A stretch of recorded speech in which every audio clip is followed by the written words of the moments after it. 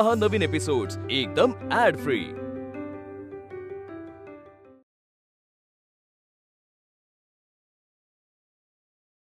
बळवंतराव, सारे खर्च समोर दिसत असताना म्हणजे शाळा, महाविद्यालय, केसरी, मराठा सारे आपल्याला कधी ना कधीतरी पगारवाढ करावी लागेलच, त्याला पर्याय नाही। तेच म्हणतोय मी। आणि हे बघा, मदत स्वीकारायची म्हणजे सरकार पुढे लोटांगण घालायचं असं नाही।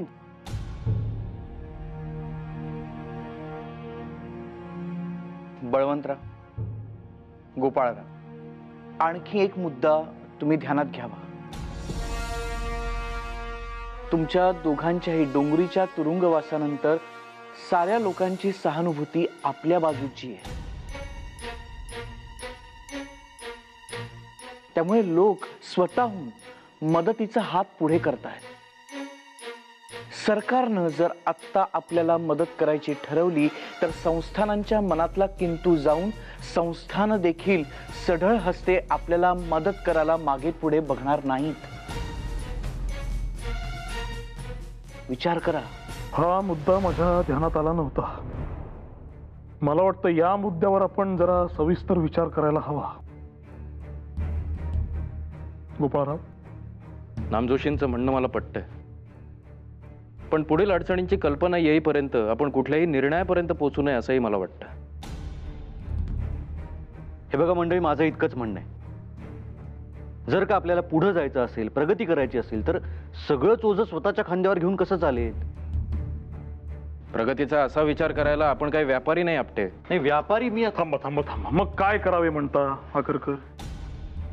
या चर्चेतून आपण कुठल्या निष्कर्षापर्यंत पोहोचू असं मला वाटत नाही। हे पहा, आता चार डोकी एकत्र येऊन काम करायची म्हटल्यावर मतमतांतरे ही आली। दुसरा काही पर्याय आहे का? या अशा चर्चेतूनच आपल्यात एकवाक्यता येईल। शाळा सुरू करताना, केसरी, मराठा सुरू करताना सुद्धा आपण एकत्र असं एकदिलानं काम केलं, खांद्याला खांदे लावून काम केलं, म्हणूनच इथवर आलो ना, होय की नाही? यापुढे असंच घडेल।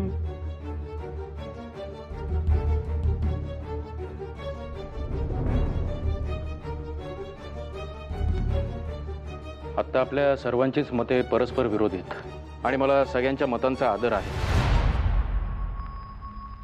त्यामुळे मला असं वाटतं की आपण थोडा वेळ घेऊन शांत चित्ताने विचार करून आपलं मत लेखी कळवावं। मग बघू कशाचा कौल जास्त आहे। एक मात्र खरं, बहुमताने जो काही निर्णय होईल तो सर्वांना मान्य करावा लागेल।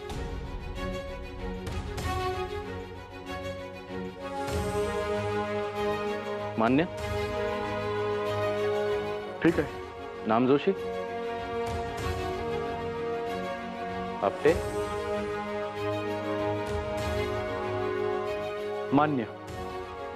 धन्यवाद।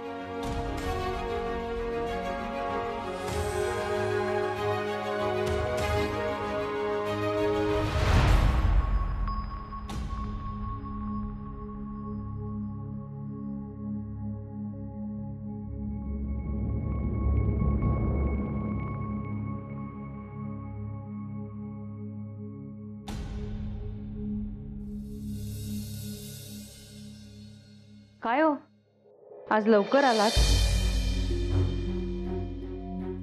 बरं वाटत नव्हतं म्हणून। तुमचं ना स्वतःच्या तब्येतीकडे काही लक्षच नाही बाई। मग तब्येत बिघडणार नाही तर काय?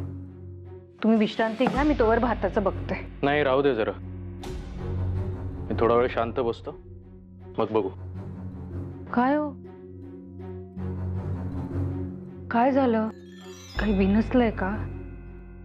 कसला विचार करताय एवढा तुम्ही?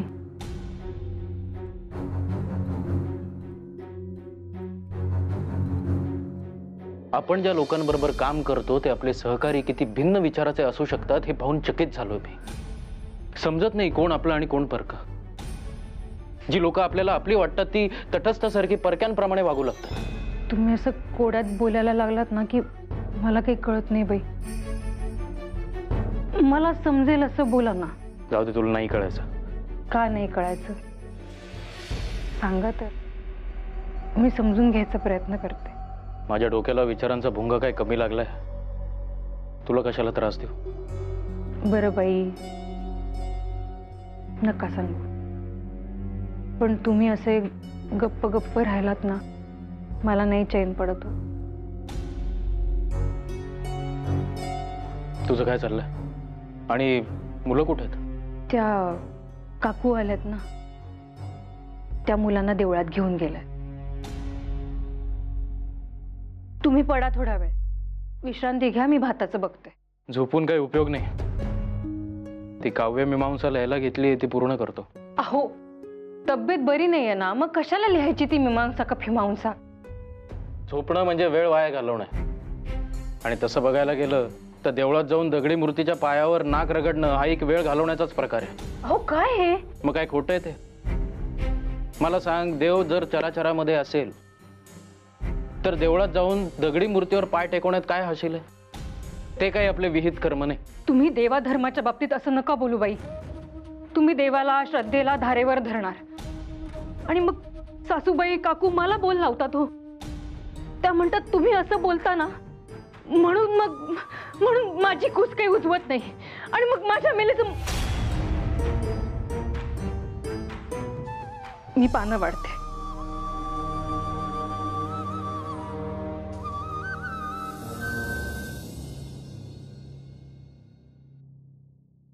बळवंतराव,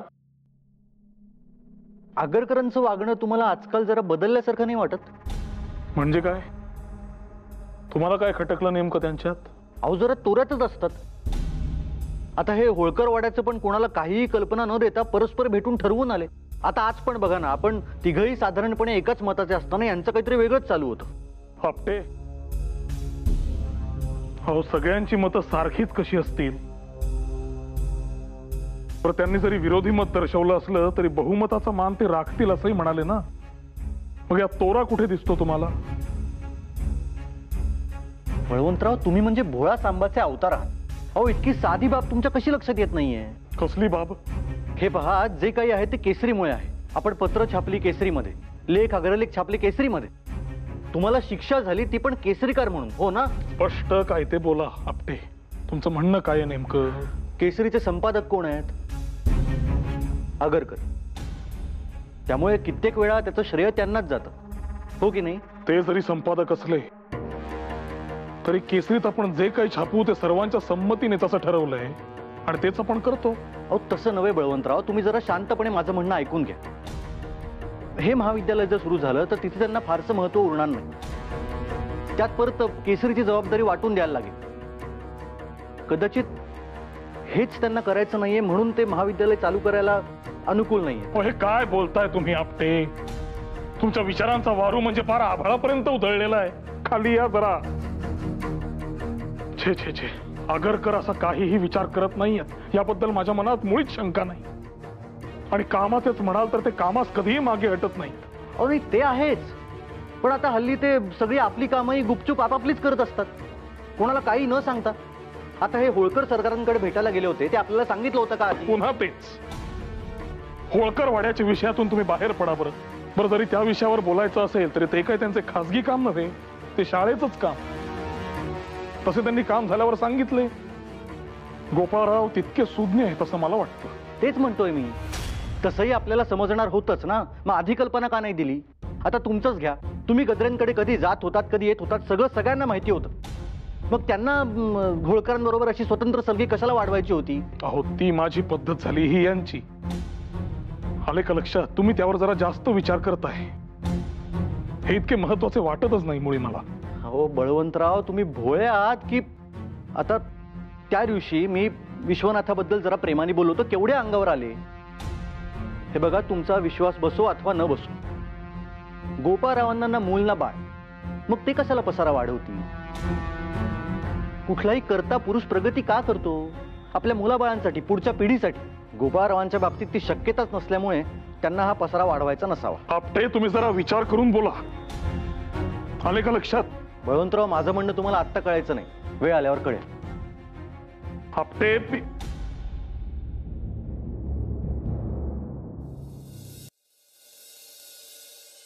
नमस्कार आगरकर. कसलं एवढं वाचन चाललंय आणि ते देखील पोथीचं? पोथी कसली? सगळ्या पोथ्या समुद्रात बुडवायला निघाल्या त्या बाई. कोण? रमाबाई डोंगरे. आता तुमच्या पितृसत्ताक पद्धतीत काय हटतंय? पतीचं आडनाव हेच पत्नीने लावायला हवे. मग तसं असेल तर बंगाली मेधावी हे यांच्या पतीचे नाव. आता तुम्ही डोंगरे म्हणा, नाही तर बंगाली म्हणा, नाही तर मेधावी म्हणा, तुमच्यावर आहे. गोपाळराव, त्यांच्या पतींना म्हणजे मेधावींना लवकर देवाज्ञा झाली म्हणे, पण बाईंनी पती पश्चात आलवणात न जाता, केशवपन न करता त्या ठामपणे आणि खंबीरपणे उभ्या राहिल्या. आणि नुसत्या खंबीरपणे उभ्या राहिल्या एवढंच नव्हे तर 7 समुद्रा पलीकडे प्रवासासाठी देखील निघाल्या. पण काय हो गोपाळराव, आपला धर्म समुद्र ओलांडणं नाकारतो, निषिद्ध मानतो, पण या बाई एकट्या दुकट्या त्यांनी हे असं धाडस करावं? खुळचट कल्पना आहेत या सगळ्या नामजोशी. अहो, मला सांगा, असं काय होतं समुद्र प्रवास केल्याने? कोकणातील स्त्रिया नाही नावेनं प्रवास करत. आपण स्वतःला या अशा रूढी परंपरांमध्ये ना अडकून घेतलंय, बाकी काही नाही. आणि म्हणूनच हे ब्रिटिश लोक 7 समुद्र पार आले आणि आपल्यावर राज्य करतात. गोपाळराव, फारच थेट बोलता बुवा तुम्ही. अहो, पिढ्यानपिढ्या सुरू असलेल्या परंपरा आहेत या, त्याला काही एक अर्थ असेलच की नाही? मग तसं असेल तर तर्कावर घासून त्याची चिकित्सा करा. आणि त्या तर्काच्या कसोटीवर जर त्या उभ्या राहत नसतील तर केवळ आमच्या आधीच्या पिढीनं त्या केल्यात म्हणून आम्ही कराव्या आणि आमच्या येणाऱ्या पिढीलाही त्या करायला लावाव्या, हे कितपत योग्य आहे? आगरकर, प्रत्येक गोष्टीत तर्क आणून कसा चालेल? आणावाच लागेल नामजोशी, आणावाच लागेल. उद्याचा प्रगत भारत जर आपल्याला नव्या जाणीवांसहित उभा करायचा असेल तर तर्कानेच वागायला हवं. हे बुरसटलेल्या विचारांची जळमटं काढून टाकायला हवीत. त्याला खूप मोठा काळ जावा लागेल गोपाळराव. एका रात्रीत होणारं काम नाही ते. आणि काय ऐकतो ते खरं का? रमाबाईंनी ख्रिस्ती धर्म स्वीकारला म्हणे. नाही म्हणजे सगळीकडून तशा बातम्या कानावर येत आहेत म्हणून विचारलो. कितपत तथ्य आहे त्यात? आता हे त्यांनी स्वतः येऊन इथं सांगितल्याशिवाय कसं कळेल? किंवा मग इंग्लंडच्या राणीनंच तसा जाहीरनामा काढायला हवा, नाही का? इंग्लंडची राणी कशाला काढतीये जाहीरनामा? तिच्या मागे काय एक काम आहे? काय हो आगरकर, तुमचं काय मत? अग्रलेख लिहिणार का यावर? लिहायला तर हवाच नामजोशी. इतकी मोठी घटना आहे, त्याची दखल घ्यायलाच हवी. म्हणूनच हे पुस्तक नव्हे पोथी वाचतो. चालू द्या तुमचं.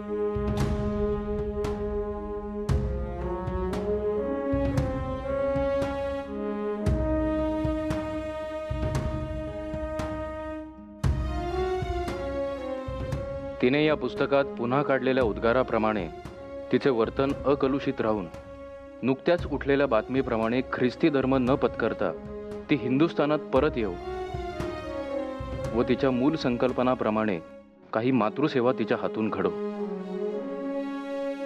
परंतु ही आमची इच्छा कितपत सफल होईल याची आम्हास बरीच शंका आहे.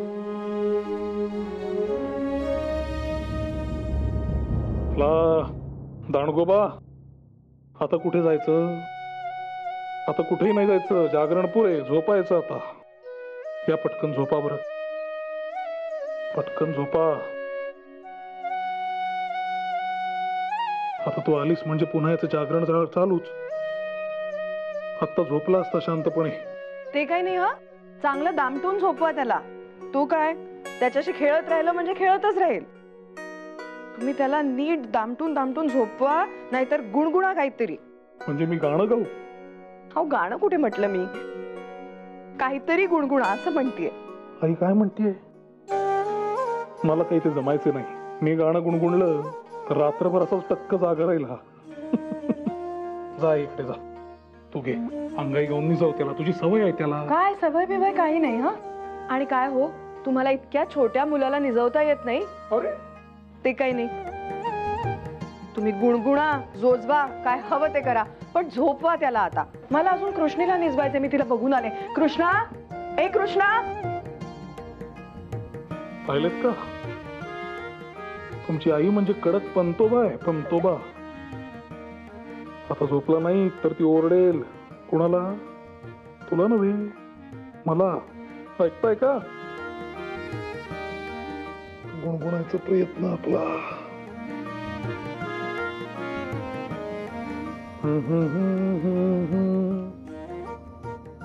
काय हो, झोपला नाहीस की काय अजून? झोपतोय कसला? जागा तो जागाच होय की नाही? बरं तू घे खरोखर. या. काय चाललंय? झोपायचं नाही म्हणजे काय? हा, चला आता. तर कृष्णी आहे कुठे? तिला आणत नव्हतीस? हो, पण ती निजली वहिनींच्या जवळ. आता रात्री जर भोकाट पसरलं तर देतील ते आणून माझ्याकडे. आता आईकडे छान झोपा. आले का लक्षात? कृष्णीताई झोपली, आपण अजून जागे कसे? उशीर किती झालाय? गुरुजी, आता यावेळेला कोण? हा दिनानाथचा आवाज आहे. हा येत्या वेळी काही ना काही कामं काढतो. झोपायचंय मी येईपर्यंत. झोपा पटकन.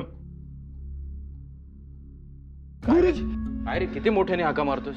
आतमध्ये कानी पोरं झोपलीत. बैस. काय झालं? काय रे दीनानाथ, आत्ता कसा आलास? काय झालं ओरडायला याला? काय माहिती. गुरुजी, हो बातमीच तशी आहे म्हणून धावत आलो. काय झाले? घाटगिणकडून सांगाव घेऊन माणूस आलेला. बातमी ऐकली आणि तसाच धावत आलो. काय निरोप? काय? गुरुजी, करवीरच्या महाराजांचा नगरच्या किल्ल्यात मृत्यू झाला. काय?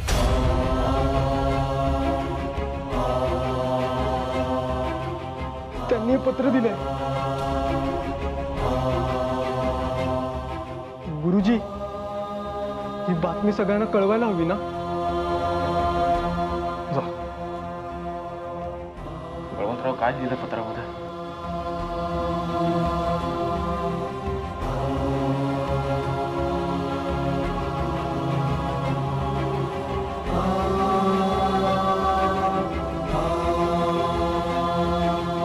परमेश्वरा,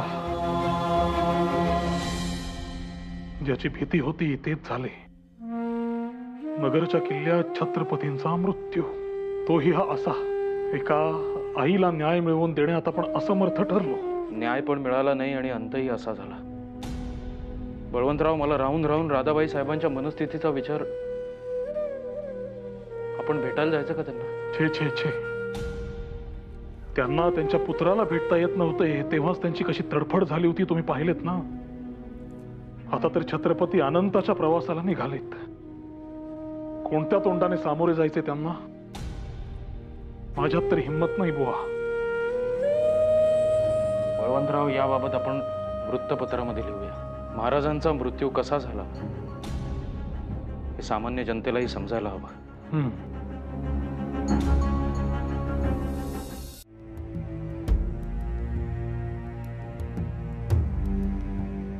वाटले नव्हते छत्रपतींचा मृत्यूलेख लिहिण्याची वेळ इतक्या लवकर येईल. छे, त्यांच्यासाठी केलेला संघर्ष व्यर्थच ठरला म्हणायचा. एका मातब्बर संस्थानाच्या गादीचा वारस असा काळ कोठडीमध्ये अखेरच्या घटका मोजतोय, याहून दुसरे दुःख कोणते?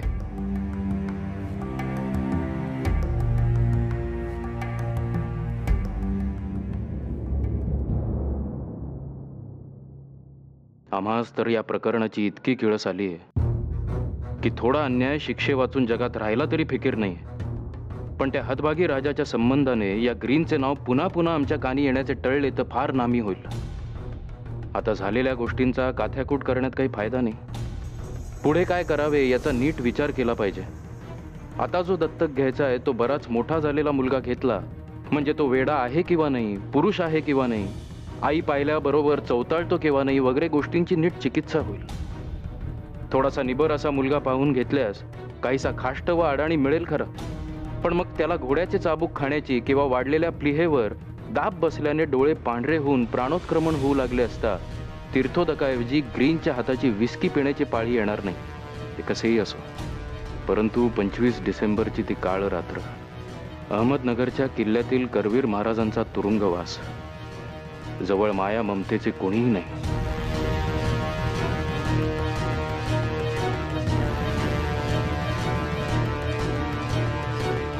अशा स्थितीत निराशेने बेफाम झालेल्या अर्धवेड्या महाराजांचा संताप व त्यांचा ग्रीन सारख्या अडदाण सोजिऱ्याशी मारामारीचा प्रसंग हा सर्व देखावा डोळ्यांपुढे आणला असता मन अजूनही कावरे बावरे व उदास होऊन जाते. व महाराजांना निष्ठुरतेने वागवण्यात चांगुलपणाचे सोंग घेत जो दुराग्रह मुंबई सरकारने दाखवला तो लक्षात घेत the way to hell is paved with good intentions, म्हणजे नरकाकडे घेऊन जाणारा रस्ता चांगल्या हेतूंच्या फरशांनीच बांधून काढलेला असतो, ही इंग्रजी म्हण खरी आहे असे वाटू लागले.